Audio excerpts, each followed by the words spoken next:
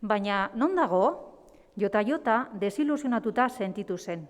Ohe azpian hauts geruza lodi bat zegoen eta ezin konta hala zapata, bota, sandalia eta zapatila. Begira, Juanjo, paretan zerbait mugitzen zen. Ondo begiratu zioten, sugandila bat. Galduta eta nahasia zirudien. Helenak zutitu eta leihoa ireki zuen. Keinu ura agindua balitz bezala, sugandila sokalotik abiatu zen bizkor. Paretan gora igo zen abilesia zahar batez, eta leihotik barrena desagertu zen ziztu bizian. Helenak jotari begiratu zion, mutilari arnasa eten zion irri batez.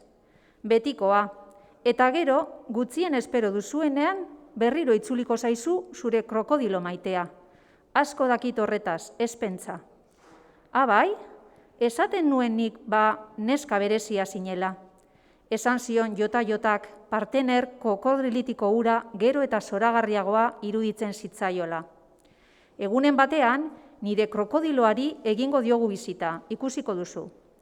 Jota biziposaren landare berriaren arrastoak sumatzen hasi zen bihotzean. Arintasun harrigarria, aspaldian sentitzen ez zuen barregura estitzua. Uste dut, baditu dala erabiltzen ez ditudan bi erloju zahar, erantzi zuen jotak. Ez zaizkizu gaizki etorriko. Eta nik zapata zahar pila bat, ez kezkatu. Etorkizuna gurea da, amaitu zuen Helenak algara batean.